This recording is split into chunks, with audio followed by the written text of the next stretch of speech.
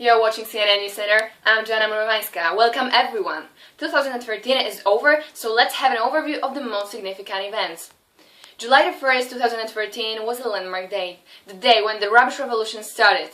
Since then, new rules for the collection of waste have come into force. For residents, the biggest impact has been on those who live in detached houses. They were required to contact their local council and make payments for the waste collection. Householders must currently dispose of the glass, plastic, paper and metal in separate containers. Lots of people express their disappointment with the fees, which vary according to where in Poland you live. For those who live in apartments, the responsibility of organizing waste collection lies with the building manager. Segregation of waste then relies on community cooperation, which is not easy either. However, the biggest problem is social discontent with the waste sorting. How to organize your life at home, how to separate so many kinds of your garbage. Especially elderly citizens, but also adults and teenagers, including myself, find it difficult. We often feel confused and totally unprepared for the perplexities of rubbish segregation, and our dwellings start to look as if they were landfills, full of numerous rubbish bins. One of the most sensational international events in 2013 was undoubtedly resignation of the Pope Benedict XVI and the selection of his successor Francis. The Argentinian took the name of the humble saint and became the first non-European pontiff in nearly 13 centuries. However, it wasn't the less surprising news about the new Pope. Although conservative theologically, Francis is known for his concern for the poor and has already brought the radical change of style to the church leadership. His first decision affected Vatican employees who didn't get the bonus traditionally earned with the election.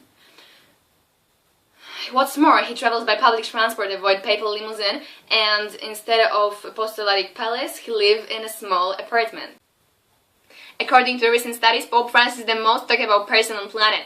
With his crowd-pleasing acts of compassion, he has earned admiration from Catholics, and not only. He's getting more and more popular.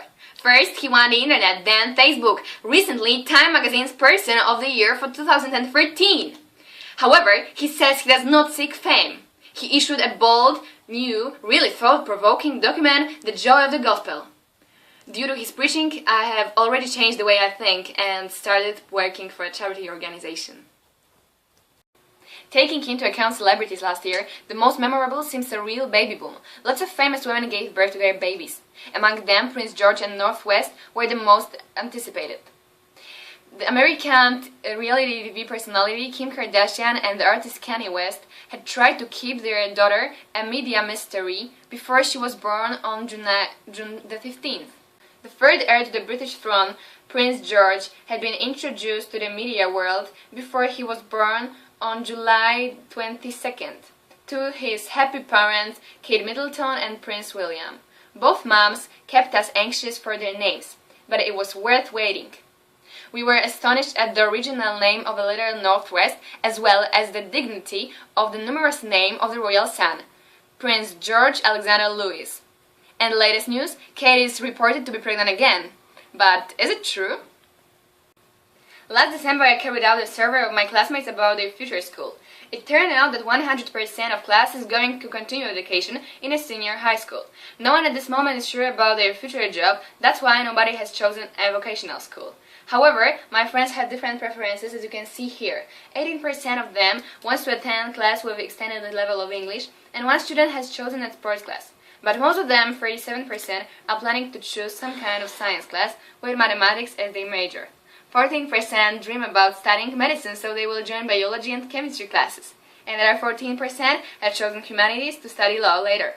3 people didn't choose anything because they hadn't made up their mind yet. The 22nd Winter Olympic Games are going to take place in February in Sochi. They will last 16 days. But do we have any chances for medals? In my opinion, yes we do. We can achieve victory in skiing. Poland has 3 chances for medals. Justyna Kowalczyk is likely to win 10-kilometer cross-country skiing and 30-kilometer freestyle. The second competitor to win is Kamil Stoch, jumping on the large hill. Of course we have higher expectations of the Polish contestants, but we are not a sports power. But recently we've been getting better at winter sports, so maybe the participant will lead us to a surprise win. And now the weather forecast.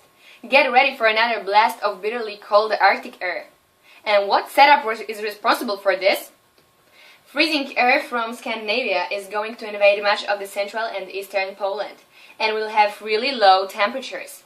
It's not just minus 20 as we experienced 2 weeks ago, but it's gonna be minus 40 in Mazovia region, and minus 48 degrees Celsius in the east. Furthermore, you will find some fresh snow on the ground in the west of Poland. Even more snow with blustery winds is expected in the south, particularly in the mountains. And what does it mean for the people and the environment? Well, most of the rivers have already been frozen, so it is possible that some of the power plants will stop working. In this way, the inhabitants of big cities will probably be deprived of electric energy. Hard to believe, but it's gonna be really cool. Besides, many animals in the forest will not manage to survive. We can also expect a lot of damage in the south because of the gales and heavy snow. Electricity cuts, broken trees, transportation problems. Anyway, try to stay warm.